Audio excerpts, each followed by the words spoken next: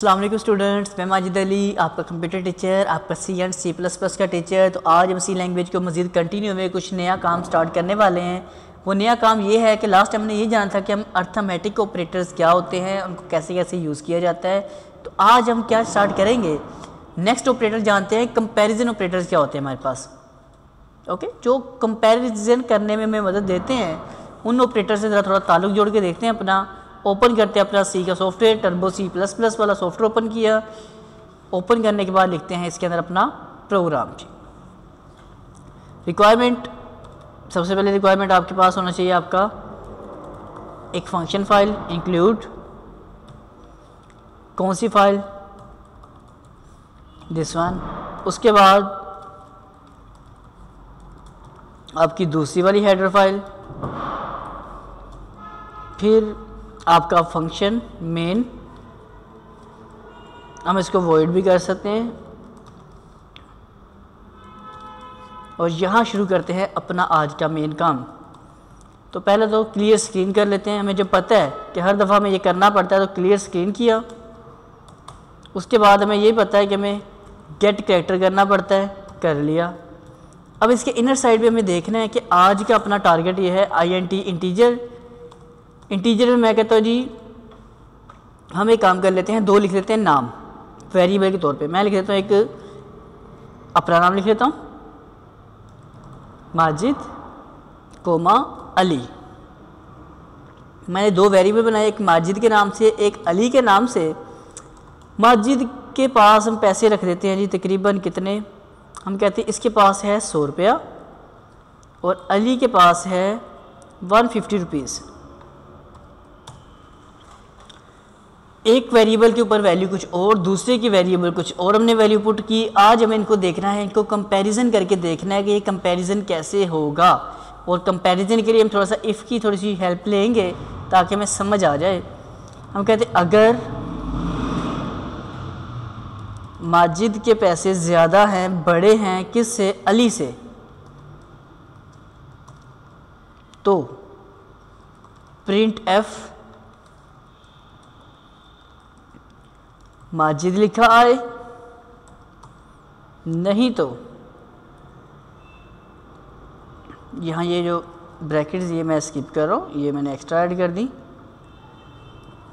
अच्छा जी, अगर माजिद के पैसे बड़े हैं, पहला अपने पास आ रहा है कंपैरिजन ऑपरेटर में ग्रेटर देन। अगर माजिद के पैसे ज़्यादा है अली से तो प्रिंट करो माजिद का नाम, नहीं तो अगर ऐसा नहीं है तो फिर प्रिंट करो आप अली का नाम। मतलब जिसके पैसे ज़्यादा है उसका नाम प्रिंट कर दो। और यहाँ हम ये कह रहे हैं कि अगर माजिद के पैसे ज़्यादा हैं तो उसका नाम आना चाहिए, नहीं हो तो नाम अली का होना चाहिए जी। ओके, देख लेते हैं जैसा होता है। इसको किया, रन करके देख लेते हैं क्या कहता है। कहता है जी अली, उसने आंसर क्या दिया, अली का। हमने उसे प्रोग्राम में ये बोला है, ये देख सकते हैं आप। मैं तो खुला खुला कर दूँ प्रोग्राम आप लोगों को ताकि समझने में ज़रा आसानी हो जाएगी। कुछ यूँ कि ऊपर मेरे पास दो वेरिएबल्स हैं, एक माजिद के नाम से, एक अली के नाम से। माजिद के पास पैसे हैं 100, अली के पास है 150 रुपीज़। हमने बोला कि अगर माजिद के पैसे बड़े हैं, पहला आज का ऑपरेटर है ग्रेटर देन।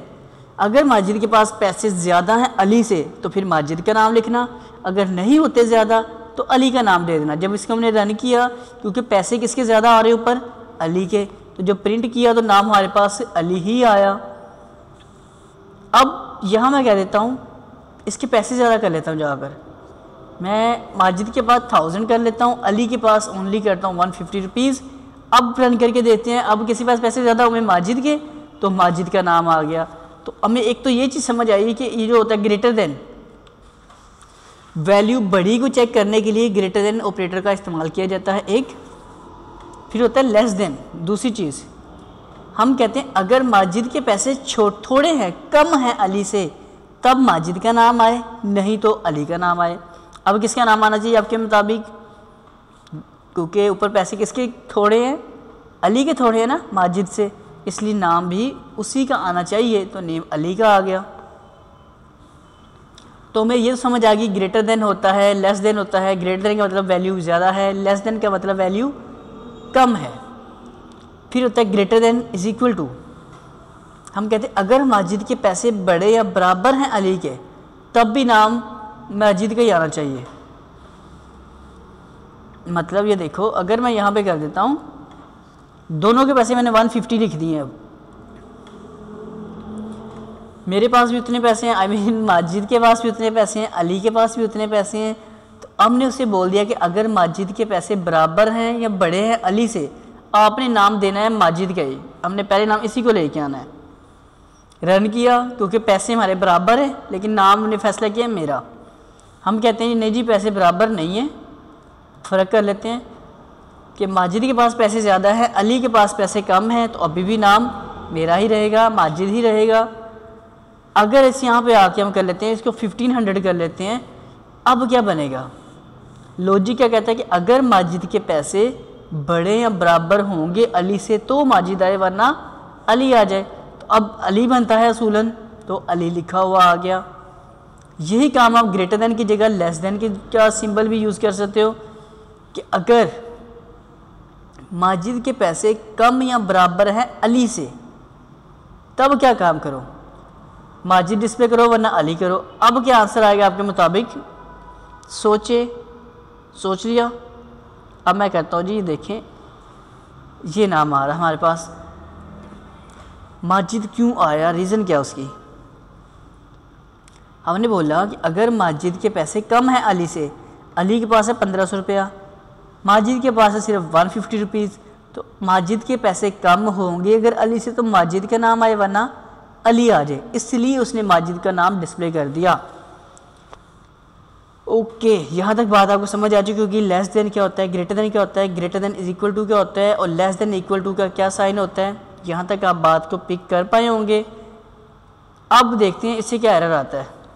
अली, हम कहते हैं अगर माजिद के पैसे बराबर हैं अली से, तो माजिद का नाम आए वरना अली ही आए। उसने कहा जी अली है, क्योंकि पैसे इनके आपस में बराबर नहीं हैं।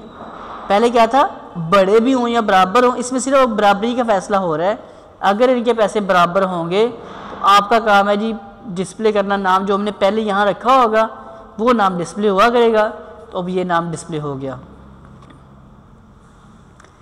हमें कंपैरिजन ऑपरेटर में ये समझ आ गया कि लेस देन क्या है, ग्रेटर देन क्या होता है। ठीक है, less than, greater than, greater than, less than, greater than, less than कह रहा हूँ, less than is equal to और greater than is equal to और इक्वल, कि इनको आपस में जो बराबरी है, इनका आपस में कंपैरिजन मुआवजना करना होता है कि बराबर है अगर दोनों, तो तब भी हमें इस्तेमाल करना पड़ता है इस ऑपरेटर को। काम जो कुछ हम कर रहे हैं बिल्कुल बेसिक सा है, एक इतने ये मुश्किल वाले काम नहीं होते, लेकिन कर रहे हैं, मुश्किल हमें लग रहा होता है ये वाला काम, इसलिए ये मुश्किल है। अच्छा, अब देख लेते हैं एक और कॉन्सेप्ट। हमने दो वेरिएबल बनाए थे अपने पास, माजिद और अली का। अगर आपको 3 वेरिएबल बनाने पड़ जाएं, तब क्या किया जाएगा? माजिद, अली, बिलाल, जावेद, कोई भी नेम।